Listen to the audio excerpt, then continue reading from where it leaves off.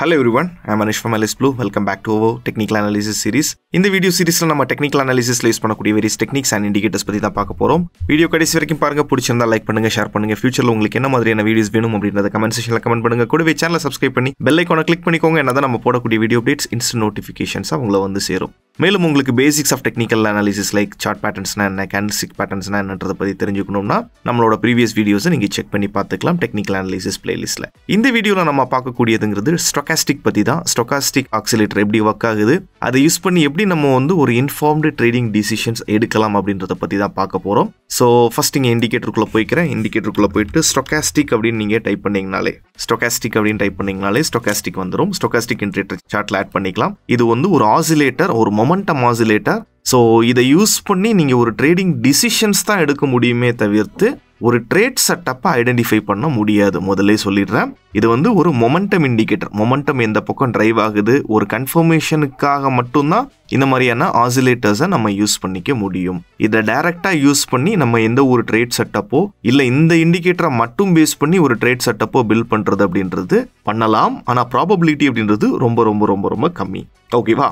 First இந்த இண்டிகேட்டருக்குள்ள இருக்கக்கூடிய components என்னென்ன அப்படின்றத பார்க்கலாம். ஸோ இங்கே வந்து இனிஷியலாக ஸ்டைல்குள்ளே போய் பார்த்தோம்னா பர்சன்டேஜ் கே அப்படின்றது இருக்குது. பர்சன்டேஜ் கே அப்படின்றத நான் வேணா கலர் வந்து சேஞ்ச் பண்ணிக்கலாம். க்ரீன் கலரில் வச்சுக்கிறேன். அண்ட் பர்சன்டேஜ் டி அப்படின்றத ரெட் கலரில் வேணால் நம்ம வச்சுக்கலாம். அண்ட் அப்பர் பேண்ட் இருக்குது, upper band 80 and lower band இருக்குது அண்ட் மிடில் பேண்ட் இருக்குது. ஸோ இதோட கலர்ஸ் இஃப் யூ வாண்ட் நமக்கு வேணும்னாலும் நம்ம வந்து சேஞ்ச் பண்ணிக்கலாம். ஓகேவா? And lower band make it as green. ஓகேவா? ஸோ இதுதான் இந்த இண்டிகேட்டருக்குள்ளாடி இருக்கக்கூடியது. மேஜரான எலிமெண்ட்ஸ்னா பர்சன்டேஜ் கே அண்ட் டி மட்டும்தான். பர்சன்டேஜ் கேயோட லெங்த் இங்கே இருக்கு, பர்சன்டேஜ் டி எப்படி ஃப்ரேம் ஆகுது அப்படின்றதும் நம்ம பார்க்கலாம். ஓகேவா? இப்போ இதோட ஃபார்முலா என்ன அப்படின்றத ஃபர்ஸ்ட் நம்ம தெரிஞ்சுக்கலாம்.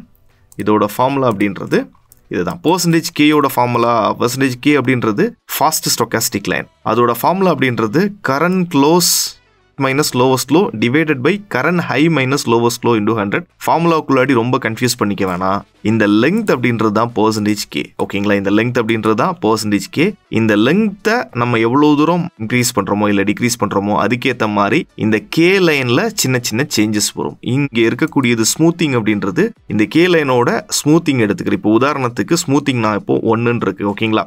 1 இருக்கிறனால என்ன ப்ராப்ளம் வரும்னா மல்டிபிள் சிக்னல்ஸ் நமக்கு அங்கங்கே பிளாட் ஆகும். பார்த்தீங்கன்னா தெரியும், மல்டிபிள் சிக்னல்ஸ் வந்து நமக்கு பிளாட் ஆகும். இங்கே மல்டிபிள் சிக்னல்ஸ் இருக்குது, இங்கே மல்டிபிள் சிக்னல்ஸ் இருக்குது, இந்த ஏரியாவில் மல்டிபிள் சிக்னல்ஸ் இருக்குது, மல்டிபிள் சிக்னல்ஸ் வந்து பிளாட் ஆகும். ஸோ இதை அவாய்ட் பண்ணுறதுக்கு ஸ்மூத்திங்கை நம்ம இன்க்ரீஸ் பண்ணிட்டோம்னா அவாய்ட் பண்ணிக்கலாம். இப்போ உதாரணத்துக்கு ஸ்மூத்திங் அப்படின்றத 1 இருக்கக்கூடிய ஸ்மூத்திங்கை நான் வந்து ஒரு 3 அப்படின்னு வச்சுக்கிறேன். ஓகேங்களா? இப்போ ஓரளவுக்கு நமக்கு அவாய்ட் ஆகிறது தெரியும். இப்போ ஸ்மூத்திங் இஃப் வேவும் நான் வந்து 5 எடுத்துக்கிட்டேனாலும் இதாக இருக்கும்.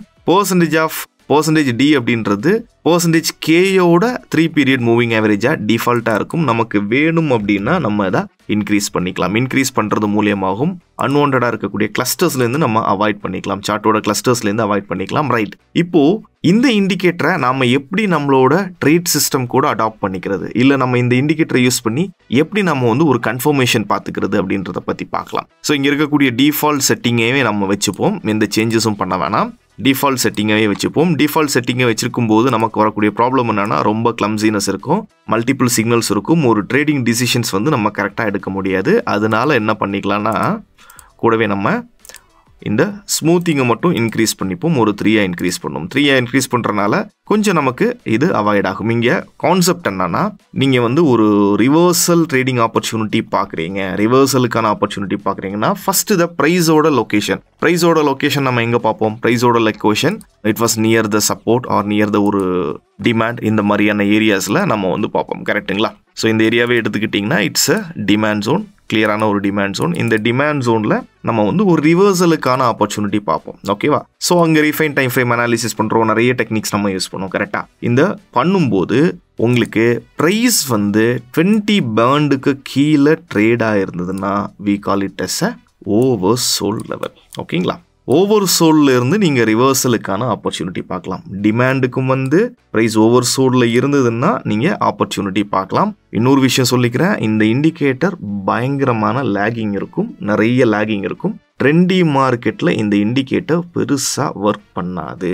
அப்போ என்ன மார்க்கெட் கண்டிஷன்ஸில் ஒர்க் பண்ணோம்னா, கண்டினியூஸாக மார்க்கெட் ஒரு சைட்வேஸ்லேருந்து ட்ரெண்ட் ஆகுது, ஒரு சைட்வேஸ்லேருந்து ஒரு பிரேக் அவுட் கொடுக்குதுன்னா இந்த இண்டிகேட்டர் ரொம்ப பியூட்டிஃபுல்லாக ஒர்க் பண்ணும். ஓகேங்களா? லேகிங் அப்படின்றது இந்த இண்டிகேட்டரில் அதிகமாகவே இருக்கும். அதனால தான் சொல்கிறேன், நம்ம சிஸ்டம் கூட அடாப்ட் பண்ணி தான் கன்ஃபர்மேஷன் பார்க்க முடியுமே தவிர டேரெக்டாக இதுக்கு மேலே க்ளோஷர் கொடுத்துச்சு நான் இங்கேருந்து லாங் போய்க்க முடியுமான்னா இந்த இண்டிகேட்டரை மட்டும் வச்சு நம்ம டிசிஷன் எடுக்க முடியாது. ஓகேவா? ஸோ இப்போ பார்த்தீங்கன்னா இந்த லொக்கேஷன் வந்திருக்கு. லொக்கேஷன் வரும்போது ப்ரைஸ் ஓவர் சோல்டாக இருக்குது. ஓவர் சோல்டானது மட்டும் இல்லை, இன்னொரு விஷயம் நீங்கள் பார்த்தீங்கன்னா இந்த இண்டிகேட்டரை யூஸ் பண்ணி நீங்கள் டைவர்ஜென்ஸும் பார்த்துக்கலாம். இப்போது இங்கே டைவர்ஜென்ஸ் எப்படி கிரியேட் ஆகிருக்கு பாருங்கள். டைவர்ஜென்ஸ் எப்படி கிரியேட் ஆகிருக்கு, அதே மாதிரி ப்ரைஸில் என்ன மாதிரி கிரியேட் ஆகிருக்கு அண்ட் இண்டிகேட்டரில் என்ன மாதிரி கிரியேட் ஆகிருக்குன்னு பார்த்தீங்கன்னா உங்களுக்கு தெரியும். டைவர்ஜஸும் ஒரு புல்லிஷ் டைவர்ஜென்ஸாக சேஞ்ச் ஆகிருந்ததுன்னா நம்ம இதுக்கான ஆப்பர்ச்சுனிட்டிஸ் எடுத்துக்கலாம். ஓகேவா? அதே மாதிரி இந்த கே லைன் உங்களுக்கு தெரியும். கே லைன் அப்படின்றது ப்ளூ லைன் தான் வந்து K line, K percentage K and percentage D அப்படின்றது ரெட்டு. இது ரெண்டுமே கிராஸ் ஓவர் ஆகணும். அபவுட் 20 மேலே கிராஸ் ஓவர் ஆயிருந்தால் மட்டும்தான், மேலே க்ளோஷர் கொடுத்துருக்கணும், அபவுட் 20 மேலே க்ளோஷர் நடந்திருந்தால் மட்டும்தான் நம்ம வந்து ஒரு ஸ்ட்ராங்கான புல்லிஷ் கன்ஃபர்மேஷன் எடுத்துக்க முடியும். அது மாதிரி உங்களுக்கு இங்கேயும் நீங்கள் பார்த்தீங்கன்னா தெரியும். ஓகேங்களா? டைவர்ஜென்ஸ் வந்து பியரிஷ் டைவர்ஜென்ஸ் ஆகிருக்கு. டைவர்ஜென்ஸ் ஆனால் மட்டும் நம்ம கன்சிடர் பண்ண முடியாது. ஃபஸ்ட் கண்டிஷன் இந்த 80 பிலோவில் ப்ரைஸ் வந்திருக்கணும். 80 பிலோவில் ப்ரைஸ் வந்திருந்தால் மட்டும்தான் நம்ம அந்த கன்ஃபர்மேஷன் எடுக்க முடியும். ஓகேங்களா? 80 பிலோ கீழே வந்திருக்கணும். கிராஸ் ஓவர் கொடுத்து 80 பிலோ வந்திருந்ததுன்னா நம்ம இங்கேருந்து ஒரு ஷார்ட்டிங்கான ஆப்பர்ச்சுனிட்டி, ஒரு ஷார்ட் செல்லிங்கான ஆப்பர்ச்சுனிட்டி அப் டு இந்த டிமாண்ட் வரைக்கும் நம்ம பார்த்துருக்கலாம்.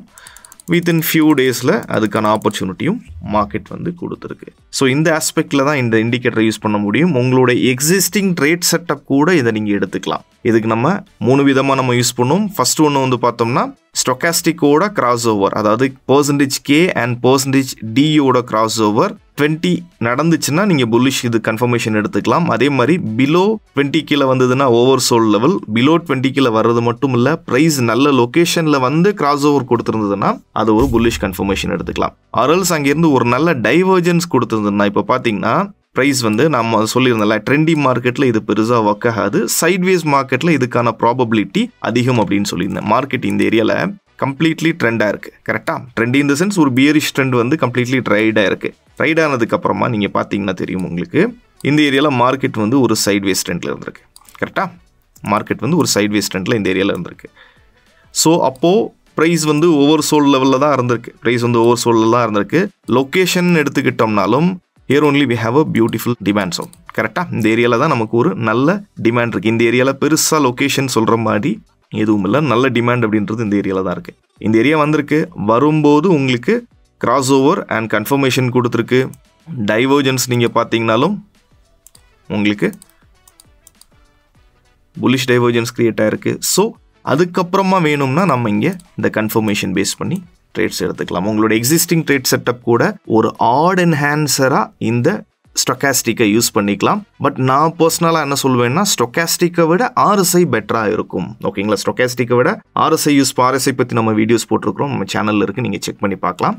ஸ்டொக்காஸ்டிக்கை விட ஆர்எஸ்ஐ அப்படின்றது இன்னும் கொஞ்சம் பெட்டராக இருக்கும். ஏன்னா இதில் நிறைய லேகிங்ஸ் இந்த இண்டிகேட்டர்ஸில் இருக்குது. எஸ்பெஷலி ஃபார் த இந்தியன் மார்க்கெட்டில் நிறைய லேகிங்ஸ் நம்ம வந்து ஃபேஸ் பண்ணுற மாதிரி இருக்குது. ஸோ அதையும் தாண்டி இதில் நீங்கள் யூஸ் பண்ணணும்னு நினச்சிங்கன்னா நீங்கள் உங்களுக்குன்னு ஒரு சிஸ்டம் டிஃபைன் பண்ணி அதில் இந்த இண்டிகேட்டர்ஸை யூஸ் பண்ணிக்கலாம். ஸோ இதை பற்றி இன்னும் ஏதாவது தெரிஞ்சுக்கணும், இன்னும் இதில் ஏதாவது டவுட்ஸ் ஏதாவது இருந்தால் கமெண்ட் செக்ஷனில் அட்ரஸ் பண்ணுங்கள். சூன் இதை பற்றின ஒரு வெபினார் செஷனோ, ஆல்ரெடி நம்ம கேஸ் ஸ்டடி கேட்டிருந்தேன், கேஸ் ஸ்டடி பற்றின ஒரு வெபினார் செஷனோ அப்கமிங் டேஸில் நான் வந்து உங்களுக்கு அப்டேட் பண்ணுறேன். This is Anish signing off.